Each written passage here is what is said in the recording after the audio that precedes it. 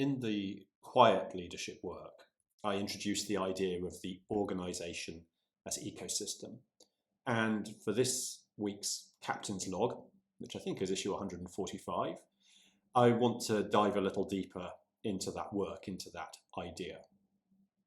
This work emerged a couple of years ago, kind of coming through the pandemic, as a consideration of the self within the system. It talks about the organization as a vast ecosystem, a landscape, and the way that each of us stands in that landscape and looks out upon it. And we can see the whole of it, but we can only look after part of it. So it talks about the part you look after, the part I look after, and the way that those things influence each other. So it's really a story about our connectedness and interdependency, but at great scale. So it says the system is vast, the self is tiny, like looking out upon this vast landscape. So how does one impact the other? How does the ecosystem act upon us? How do we individually and collectively act upon the ecosystem? These are the themes that it explores.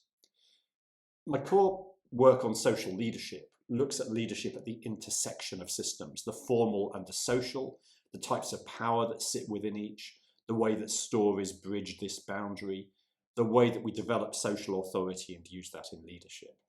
The quiet leadership work kind of sits alongside it. It's a gentle body of work, and it's very much focused on the individual. It ties in. So we've got the community builder work, the quiet leadership work, the humble leader, and now a new book on togetherness and otherness. These are all anchored at the level of individual reflection, small group work.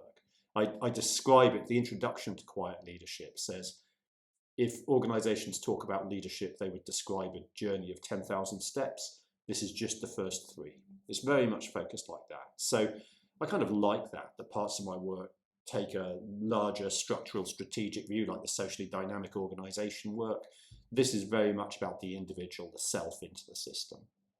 So I've been building it out, and I've decided, I got stuck on a train this week for a couple of hours, so it gave me time to really delve into the manuscript.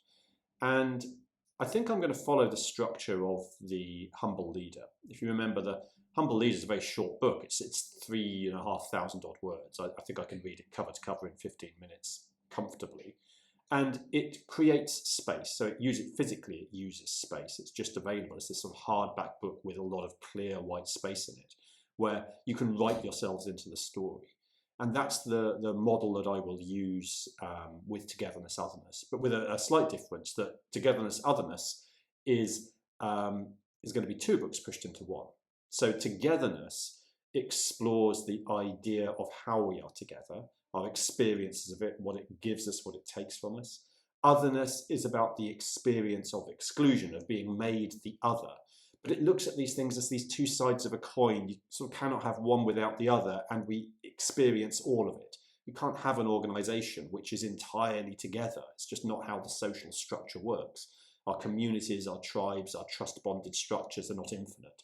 So as leaders, or indeed as inhabitants of this landscape, we have to learn to accept and navigate this, which is kind of counter to many of our conversations we have, our sort of idealized conversations about hearing every voice and being welcome and inclusive. Of course we want these things, but these are aspirations that take place against the reality of our social nature. You know, I cannot trust everybody to the same degree. It's not how trust works, and it's not how our communities work either.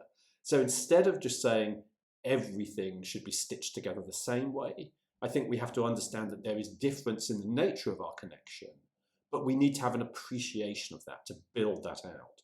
So this work will kind of explore it. The book on togetherness, looking at how we are together, the book on otherness, about how we are apart, but they'll come together in one book. You can read it from the front or the back, and in the middle we'll explore kind of what this means, what we do with it. At least that's what I think.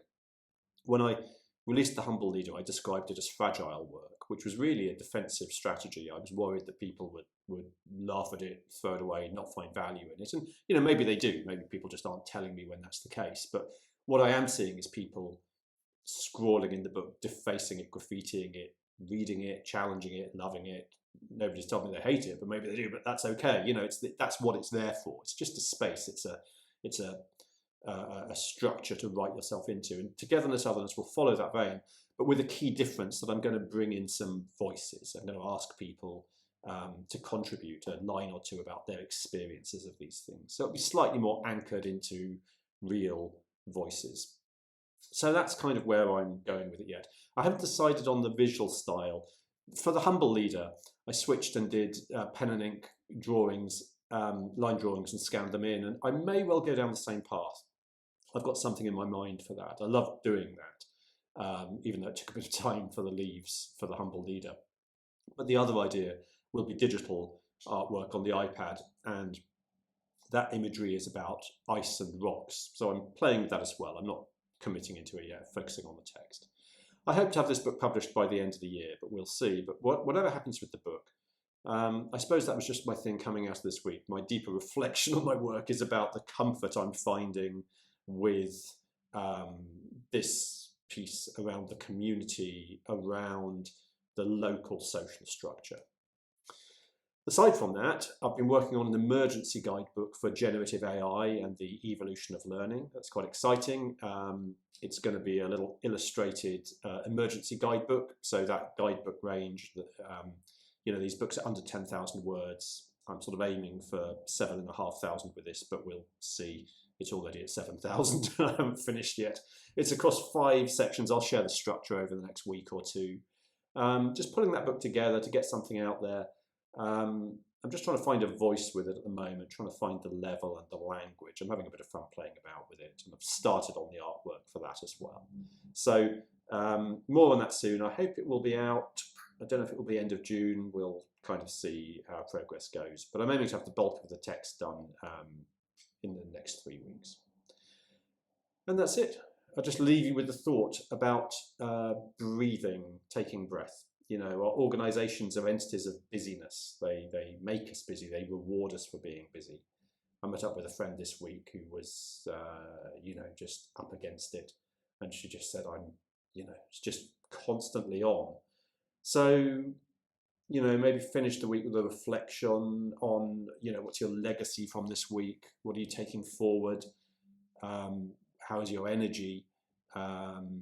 And I've shared a link underneath to Social Leadership Daily. If you want to steal back 60 seconds a day to be in your practice, then do join me in that community where we ask a question, have a challenge or a conversation for 60 seconds every day.